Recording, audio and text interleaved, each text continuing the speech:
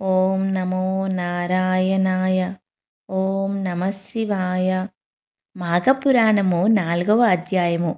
పరమేశ్వరుడు చెప్పిన బ్రాహ్మణ పుత్రిక కథను విన్న పార్వతీదేవి, మరి సుదేవుని శిష్యుడు అయిన సుమిత్రుడు ఏమైనాడు? అతని వృత్తాంతము కూడా తెలపండి అని కోరగా శివుడు ఇట్లు పలికెను. పార్వతీ, సరైన ప్రశ్నని అడిగితివి, వినుము. సుదేవుని శిష్యుడు తాను చేసిన గురుపుత్రికా సంగమమునకు పశ్చాత్తాపపడెను.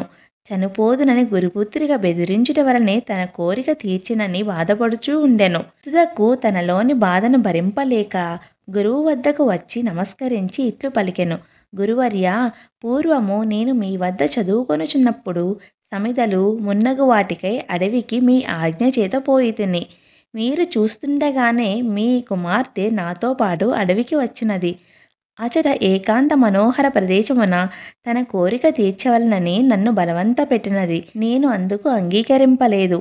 కాని తను కోరిక తీర్చకపోతే తన ప్రాణములు విడిచెదనని, బలవంతముగా ఆత్మహత్య చేసుకుంటానని, నేను లేకుండా నీవు ఇంటికి పోయినచో నా తండ్రి నా కుమార్తె ఎక్కడని అడిగినా నీవేమి చెప్పగలవు అని నన్ను బెదిరించినది. నీ గురువైన నా తండ్రి నా యందలి ప్రేమచే నిన్ను తప్పక శపిస్తారు. మూర్ఖుడా, ఇప్పటికైనా నా మాట వినుము. నా కోరిక తీర్చమని అనేక విధములుగా నిర్బంధించినది. నేనును మీ శాపమునకు భయపడి ఆ అరణ్యమున మీ పుత్రికతో ఏకాంతముగా గడిపితిని. తరువాత ఈ విషయమును మీకు చెప్పుటకు భయపడితిని. మీ కుమార్తె చేసిన ద్రోహము వలన నేను పాపమును పొందితిని. దయవుంచి క్షమించి ఈ పాపమునకు ప్రాయశ్చిత్తమును బోధింపండి అని ప్రార్థించెను. సుమిత్రుని మాటలు విన్న సుదేవుడు కొంతసేపు విచారించి ఇట్లు పలికెను. ఓయి, నీవు ఇతరుల ఒత్తిడికి లోనై చేసిన పాపమునకు ప్రాయశ్చిత్తము అడుగుచున్నావు. వినుము. అన్ని నదులలో మిక్కిలి ఉత్తమ నది అయిన గంగా తీరమునకు పోయి 12 సంవత్సరముల పాటు తపము ఆచరింపుము. అదియే నీకు తగిన ప్రాయశ్చిత్తము అని పలికెను. శిష్యుడైన సుమిత్రుడు గురువు చెప్పిన ఉపదేశమును పాటించి గంగానదీ తీరమునకు ప్రయాణమయ్యెను. అతడు తన ప్రయాణంలో ఒకచోట ఒక దివ్యమైన ఆశ్రమమును చూచెను. ప్రయాణము చేయవలసిన అతడు అచట విశ్రమించదలిచెను. అచట వారందరూ శిష్యులు, మిత్రులు, కుటుంబ సభ్యులు మున్నగు వారితో కలిసి మాఘస్నానము చేసి శ్రీహరిని ఆ సరస్సు తీరమున పూజించి మాఘపురాణము వినుచూ ఉండిరి. సుమిత్రుడును వారికి నమస్కరించి, మీరు చేయు వ్రతం ఎట్టిది? దయగుంచి నాకు వివరింపండి అని ప్రార్థించెను. ఈ వ్రతమునకు ఫలితమేమిటి? దీనిని చేసినచో ఏమి కలుగును? మీరు పూజించుచున్నది ఏ దైవమును? దయవుంచి నాకు చెప్పండి అని అడిగాను. వారు సుమిత్రుడు అడిగిన ప్రార్థనను విని తమలో ఒకరైన సత్యవ్రతుడను సుమిత్రునకు విషయమును వివరింపమని నియమించిరి. సత్యవ్రతుడు సుమిత్రునితో ఇట్లా పలికెను. ఓయి, శ్రద్ధగా వినుము. సూర్యుడు మకర రాశిలో ఉండగా మాఘస్నానమును ప్రాతకాలమున నదీ సరస్సు మున్నగు వానియందు స్నానము చేసినవాడు శ్రీహరికి ఇష్టుడగును.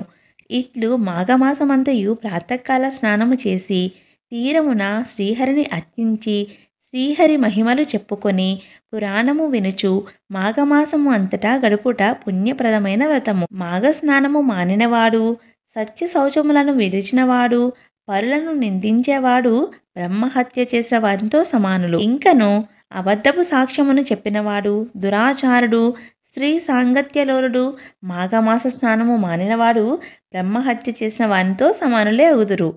తోటలను కూల్చేవారు, కన్యలను అశ్వములను అమ్మేవారు, చెరువు గట్టును తెగగొట్టేవారు, పరస్త్రీ సాంగత్యము కలవాడు, దేవద్రవ్యమును అపహరించేవాడు, తాను ఇచ్చిన దానినే దొంగలించేవాడు, మద్యపానలోలుడు, ఆడిన మాటను తప్పినవాడు, పెద్దలను, దేవతలను, బ్రాహ్మణులను ద్వేషించేవాడు, దేవునికి నివేదన చేయని అన్నమును తినేవాడు, పితృశేషాన్న భోజనుడు, సోదరుని భార్యతో రమించేవాడు, అసత్య భాషణుడు, భుజించుచు అపవిత్రుల మాటలను వినేవాడు, పురాణ శ్రవణమును, వివాహాది శుభకార్యములను పాడు చేసేవాడు, తల్లిదండ్రులను ద్వేషించేవాడు, వీరందరూ పాపాత్ములే సుమా. మేము చేయుచున్న ఈ మాఘమాస వ్రతమును పాటించినచో ఈ పాపుల బుద్ధులు మారి పరిశుద్ధులై పుణ్యములు పొందుతారు. మాఘస్నానము చేసి తీరమున తులసీదళములతో మాధవుని అర్చించిన వాని పుణ్యము అమితమైనది. వ్రతాంతమున చేయు అన్నదానము శుభఫలప్రదము. ఈ వ్రతం ఆచరించిన వానికి పునర్జన్మ ఉండదు అని సత్యవ్రతుడు మాఘస్నాన వ్రత ఫలమును పెక్కు విధముల వివరించెను.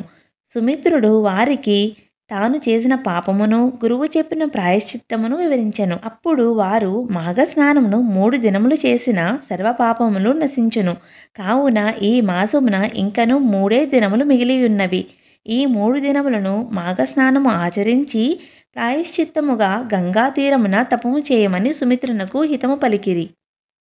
సుమిత్రుడును వారి మాటల ప్రకారము మాఘమాసము చివరిలో మిగిలిన 3 దినములను మాఘస్నానము చేసి గంగా తీరమునకు పోయి ప్రాయశ్చిత్త తపము ఆరంభించెను. నిశ్చలమైన అతని తపము తీవ్రమై వర్ణింపరాని తీరులో ఉండెను. ఈ విధముగా 12 సంవత్సరములు గడిచినవి. అయినను మానక అతడు అట్లే తపము ఆచరించెను. చక్రపాణియగు శ్రీహరి కృపా విశేషము పొంది అనుగ్రహితుడై మాఘస్నాన ప్రభావముచే గంగా తీర తపశ్చర్యచే కేవలం ప్రాయశ్చితమునే గాక మోక్షమును కూడా పొందెను. పార్వతీ, నీ వడిగిన సుదేవ శిష్యుడకు సుమిత్రుని వృత్తాంతమును పూర్తిగా చెప్పి తిని. సుమిత్రుని పాప వినాశమును పుణ్యప్రాప్తిని వివరించు ఈ కథను మాఘస్నానము చేసినవాడు శ్రీహరి పూజానంతరము ఒకసారి చదివినను వైకుంఠమునకు చేరును.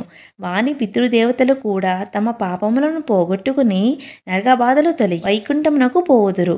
ఛందోవిహీనమైన మంత్రము, ఓంకారము లేని తపస్సు, మాఘస్నాన పూజాదులు లేని ధర్మాచరణ వ్యర్థములు సుమా అని శివుడు పార్వతికి వివరించెను. మాఘపురాణం 4వ అధ్యాయం సంపూర్ణం.